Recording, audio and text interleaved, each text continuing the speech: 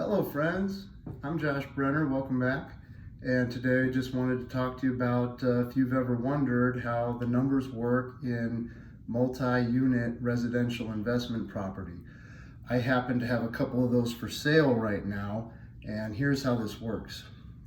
Not knowing the challenges and problems that can occur when investing in multi-unit residential real estate can cost you a ton of money. So if you've ever wanted to own a multifamily investment property, here are the things you need to evaluate. The cap rate, capitalization rate, meaning what rate of return, what percentage will you be making on your money. Cap rate is calculated by dividing the net operating income by the current value of the property. A property with a lot of deferred maintenance and low rents in the right area can present itself as a terrific value add opportunity where an investor can come in, fix up the property, get higher rents, and a fabulous return on their investment. Financing, you need to consult with a commercial lender to figure out how much money is truly needed to be put down and at what cost. Most people want to invest in real estate, but they overestimate how much money they really need to spend. Maintenance. Do you hire a property manager or not?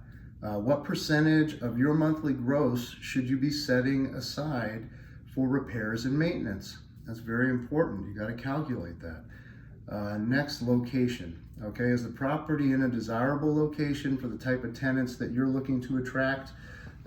Will the property appreciate in value over time because it's in a desirable area? Is the property located near a major attraction?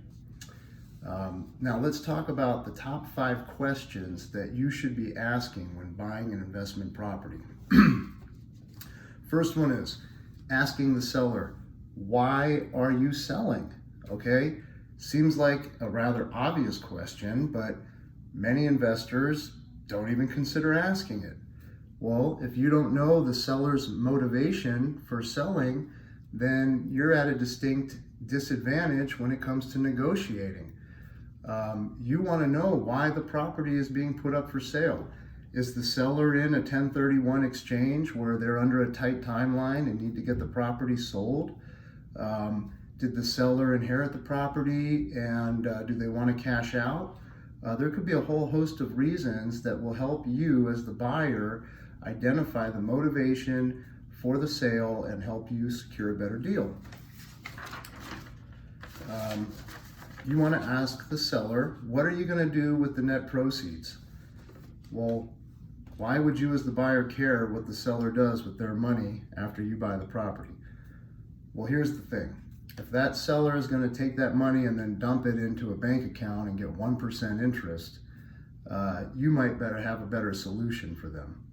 You might want to ask them if they'd like to earn 4 or 5% on their money.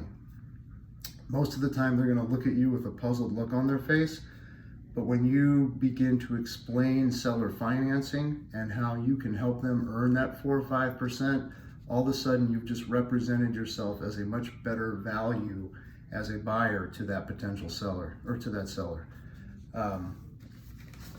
Next, you want to ask the seller the story of the property. You want to ask how they came to own it, what's gone on since they've owned it. These are all things that will help you identify their motivation. You know, each time you hear the story of the property, it's going to lead you into having better clues as to how to get the best deal on the property. Okay, and then last is what kind of financing does the property currently have? Financing is like the third leg of our framework, and many deals they get dumped or they die because of poor financing. So, you know, maybe the seller would be willing to allow you to assume their current financing. Well, you would probably assume a great deal because they get a great deal on that because most likely they purchased it at a much lower price than you would be buying it for. So that's very important. You know, you also need to know if the seller is truly in a position where they can sell. you know, not all sellers do their due diligence when it comes time. So you'd hate to be put in a position with a fantastic property that you're willing to buy and would, you know, absolutely perform on, and unfortunately it just can't close. So if you've ever considered buying an investment property, let's get together and talk about it. I'd love to meet you over coffee. My name is Josh Brenner. Thanks for tuning in, and can't wait to see you. Thanks so much. Bye.